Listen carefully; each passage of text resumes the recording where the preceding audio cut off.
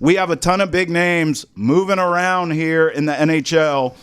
Basketball as well. We'll get to that later, but let's start on the ice. So, boy, were the Bruins busy, George, and I loved every second of it. So, first of all, you get the big defenseman, Nikita Zadorov. Also, we've been complaining and crying and screaming from the rooftops. Get a top-line center. Please, for the love of all things hockey holy. Guess what happens? Elias Lindholm happens. George, I know it's a big price tag. I don't give a damn. I don't care. They filled a need. Bruins, back in the mix, baby. The reaction was people eager to see the length and the number of the AAV. Fair. And I understand that. But if it wasn't Elias Lindholm, it was Steven Stamkos. And if it was what Stamkos signed with, which was a shorter deal, 4 years, $32 million, but an $8 million AAV, the Preds have Stamkos until he's 38. Right. Elias Lindholm, the Bruins have him until he's 37. And it's a 7x7-5. But you have now a top-line center to slot in next to David Pastrnak and Pavel Zacha. And it gives flexibility throughout the lineup. You have a 200-foot center coming off 44 points in 75 games, but playing for the Flames and the Canucks. He's bouncing around. So figuring out his footing with two different teams in one season. Yes. If you want to go back, 2 years ago, 82 points in 82 games. The year before, 64 points in 80 games. And people are going, but is he a top-line center? Yes. I don't need him to be a bona fide 1C because he can become a 1C when he's playing next to David Pastrnak. That's right. And the Bruins going out and making this move is capitalizing on Pasta still in his prime, capitalizing on Pavel Zacha still progressing and developing and improving year by year when he's with the Bruins. Yep. Is he a 1C on the open market anywhere you put him? No. Is he a 1C in Boston? Yes. And that's what matters. Yes. At this price, with the cap space you have, you're making the right moves to improve this team. Yes. Because the moment the playoffs ended and the Bruins were eliminated by the Panthers, I was looking at my TV, watching that final game, and I go, they need to get offense. Yes. And they did. You got more cap space by flipping Linus Ullmark and getting a backup goalie in return. You have to figure out Jeremy Swayman's number now. We'll talk but about this that. is a team that needed scoring. And now, however you see it going, it could be on the top line. Pavel Zacha left wing, Lindholm center, Pastrnak right wing. Then behind them you have Marchand, Coyle, Geeky. Or you go Lindholm, Zacha, Coyle as your top three centers. It gives you depth, and they're far from done. And they still have, 10, 11 million in cap space at the time of the recording of this podcast. Yes. I love the move. Me too. You get Elias Lindholm, who every Boston fan was clamoring for and wanted the Bruins to get. Yes. They got him. Whatever the price is, that's still a movable contract down the road when the cap space will still improve. This is a fantastic move by the front office of the Bruins. Yes. Kudos to them. I think you said everything. In fact, on past shows, when we brought him up, when we started talking Bruins offseason, we were like, yeah, but that's probably unrealistic. They're not going to want to pay that kind of price tag, and we're trying to piece it together. And the Bruins went out and really shocked both of us pleasantly, like, no, we will write this check, no problem. Okay, great.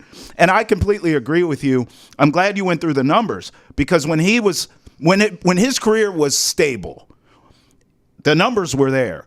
The second he starts moving around, of course the numbers take a dip. So now he's here. He's next to Pasta. And then here's one thing you didn't add that jumped out to me about him. And we've talked about this in the past with him. He's 29 years old, bro. Like, I'm as big a fan as anyone of Stamkos. I've seen him do great things.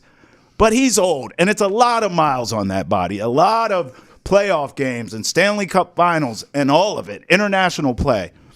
At this point, I mean, with this kid at 29 years old, you could say he's in his prime right now and not on the back nine of it, not entering it. This is prime years right now for him. I think the Bruins did the great thing here. Now, we also have addition by subtraction, though, because you look around at some of these other moves. Jake DeBrusk. How about Danton Heinen? How about Derek Forbort? All to Vancouver. Matt Grzelcyk to Pittsburgh. I mean, it's just like addition by subtraction. We're moving them out there, too. So we did have some big losses here, though, George. Forbort's tough to see to go to Vancouver. Yeah. Always showed up big in the playoffs. Danton Heinen was a good piece, but a good role player. He's a role player. He doesn't move the needle on or off the team. You're the same team. DeBrusk had a great playoff run. Now you can hate on him. And he played the second half of the season with a broken hand. No full context, but that's a guy that was streaky. Yeah. And you're going to build up a young core. You still have guys in the back that you want to bring up, right? Sure. We'll see what happens with Matty Patra and his growth, right? Yeah. Mason Lerai, what he does. The other young players that have stepped up. Yeah. You need to have a great culture in that dressing room. The DeBrusk, we'll see what he does for Vancouver. Maybe him being in Canada makes him show up for meetings on time now and not sleep past his alarm. He did a good job here in Boston. He had his issues. He's one of the reasons that Bruce Cassidy was run out. Yeah. I love Jim Montgomery being the head coach now, so I'm moving on from that. I think this is necessary. Yeah. Because if you brought DeBrusk back, and because of bringing DeBrusk back, you can't get Lindholm, right. You did a disservice to this dressing room and this core you have for the Bruins. I'm just glad we didn't bet anything because you told me this was going to happen, that he was going to be priced out. He was going to move on. 5.5 AAV. Yeah. Dude, good for him. You told me. Wasn't one of my favorite players literally on the ice, but also I take the stuff off the ice that he accounts for. $5.5 million back home in Canada. Yeah. Going to Vancouver, a team that's on the come up. They are. That is messing around in the playoffs. And these are good pieces. These are good pieces that they added. I just like that with Zadorov, that's a 6x5. Get experience on your blue line. Get 20-plus points. We'll see what he does now next to a McAvoy, next to a Hampus Lindholm, next to a Lerai, however that slots out. Sure. But get a Zadorov with experience, with good age. You need to get better on the blue line, but you needed scoring. And with the space they have now, they're not done in this offseason. Well, I want to talk here, just Bruins for a second. We will talk about the other teams as well coming up. But I want to talk Jeremy Swayman with you because all the updates we're getting, all the reports we're getting is that right now, this second, Bruins and Sway not on the same page. Now, let's not panic. These things happen. That's why they're called, negotiations. So I do believe ultimately they'll figure it out. But George, as much as you and I are in lockstep of loving these moves so far by the Bruins, none of this works unless you keep Jeremy Swayman. None of it. You have got to find – that's priority 1A, 1B, all of it. Mm-hmm. You've got to find a way to make this work. Are you nervous with the initial reports that right now they're not on the same page? Or are you not panicked? Because for now I hold the right to get nervous as hell later, but for now – this is how negotiations work. It just is what it is. I think Jeremy Swayman, and by the way, George, in any industry, you have to have some sort of leverage.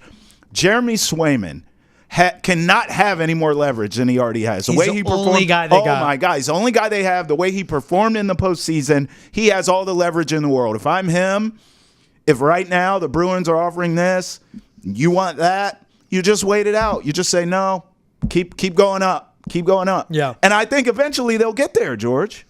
I need to know what the priority is for Swayman. Is it length of contract or is it money, right? Oh. And what is the reaction I had for you when you said that the Rangers are looking – well, Igor Shesterkin wants that big payday. Yeah. 11, 12 million a year. Yeah. Don't do that. Yeah. For Igor Shesterkin. Right. You need to build a team in front of your goalie. The two teams in the Stanley Cup final, Stuart Skinner – Sergei Bobrovsky. You want to know why the Panthers won and were able to fight off the Oilers as they were ripping through? They had 6 goalies on the ice. They didn't have one. They had the 5 guys in front of Sergei Bobrovsky protecting him and knowing how to play in front of him. Jeremy Swayman is leaps and bounds so much better than Skinner or Bobrovsky. Yes. He was the best goalie in the playoffs, as we saw.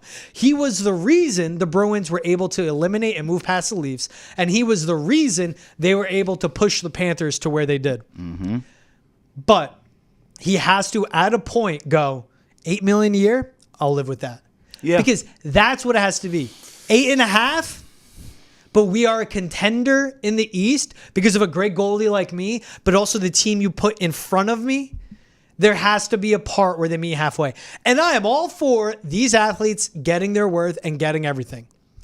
But in hockey, how tight the cap is, how low the salaries are relevant to other sports, Jeremy Swayman, what's in his best interest, to me, would be length, but also what helps out the team. Or if he wants to go with that, go shorter length. Give me $8 million a year. More money, right? Give me a 4x8. Give me a 5x8. I will still be in my prime. Sure. Either pay me again or someone else will. Yeah, then you can hit the market. I think I'd rather that if I was him, but I do understand obviously hockey's just such a physical sport. Injuries happen. We see goalies get hurt all the time. So I actually would understand wanting that long-term stability. But I think that if I'm Jeremy Swayman, that second option you laid out, shorter-term deal, more cash, sign me up for that. Because if I can stay healthy and if my level of play remains as high as it is, or call me crazy, even goes up a notch, oh my God. I mean, you hit the market again, still in your prime. You're going to get paid, whether it's here or someone else, to your point,